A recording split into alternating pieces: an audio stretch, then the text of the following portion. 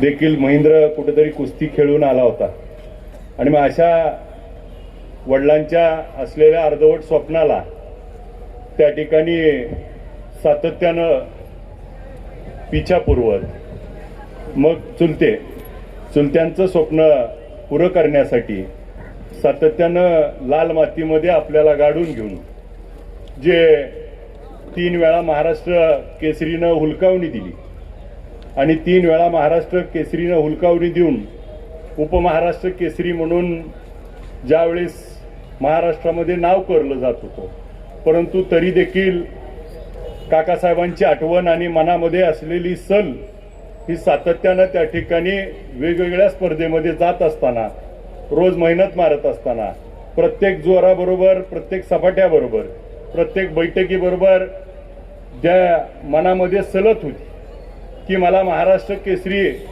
आणि काकासाहेबांचं स्वप्न पूर्ण करायचंय. स्वप्न करत करत मेहनत एवढी घेतली की महाराष्ट्र केसरी नाही तर हिंद केसरी होऊन दाखवलं.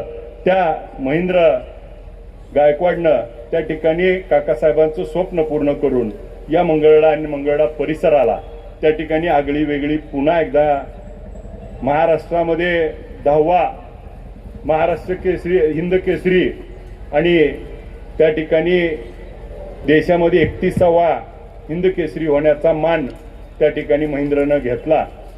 महेंद्राची अटॅकिंग मोडची कुस्ती, चलाकी, डाव, वजन असताना देखील चपळपणा ह्या अनेक त्या ठिकाणी त्याच्या जमेच्या बाजू, परंतु थोडक्यात त्या ठिकाणी प्रत्येक वेळी हुलकावणी देणारी कुस्ती त्यावेळेस मात्र हिंद केसरीनं समाधान देऊन आज आता आमच्या खारे साहेबांनी सांगितलं की समाधान दादा आता समाधान करणार आहेत.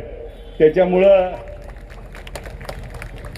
सगळ्यांचीच मागणी आहे की मुख्यमंत्री महोदयांनी कडे जाऊन आता जसं आमच्या खारे साहेबांनी सांगितलं की दादांचं आमच्या लय वजन आहे, आता महेंद्र गायकवाडची DYSPची ऑर्डर आणि वजन एका तराजूत टाकायची वेळ त्या ठिकाणी राजू खरे साहेबांच्या बोलण्यानं आली आहे. त्यामुळे आता दादा तुम्हाला लय मनावर घ्यायची वेळ आली आहे, कारण आता राजेभाऊ खरे साहेबांनी जी आता वाक्य बोललेत ते आता तोलल्याशिवाय तुम्हाला पर्याय दिसत नाही. त्यामुळं आमचे त्या ठिकाणी सन्माननीय सदस्यांनी एखादं विधिमंडळात बोलल्यानंतर त्याला आपण देखील प्रतिसाद द्याल आणि महेंद्र गायकवाडांना त्यांच्या तोलामोलाचं काम भविष्य काळामध्ये आपण करून दाखवाल अशी देखील या कार्यक्रमाच्या निमित्तानं अपेक्षा आहे.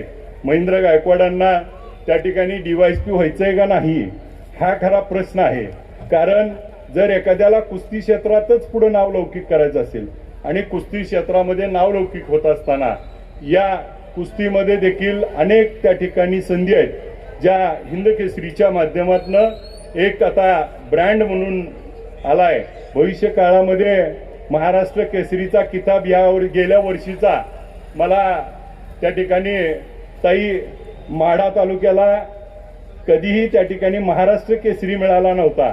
योगायोगानं गेल्या वर्षी आम्हाला दादा शेळकेच्या माध्यमातून महाराष्ट्र केसरी मिळाला आणि मंगळवेढ्याला हिंद केसरी मिळाला. त्यामुळं दोन्ही त्या ठिकाणी मानाच्या गोष्टी या सोलापूर जिल्ह्याला होत आहेत.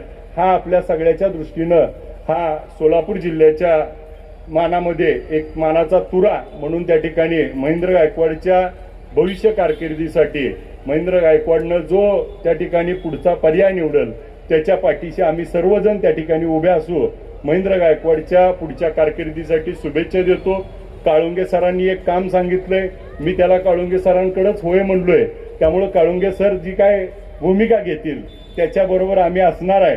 मगाशी आमच्या अनिल दादांनी बोलताना सांगितलं की नुसतं त्याला बोलून चालणार नाही, तर त्याच्यासाठी काहीतरी करावं लागणार आहे आणि ती करण्याची भूमिका इथं बसलेल्या सगळ्याची असेल आणि भविष्यामध्ये त्या ठिकाणी त्याच्या पाठीशी उभा राहिलो तर या कुस्ती क्षेत्रातलं एक मोठं नाव महेंद्र गायकवाड म्हणून आपल्या सोलापूर जिल्ह्याचा मानाचा तुरा म्हणून ओळखला जाईल.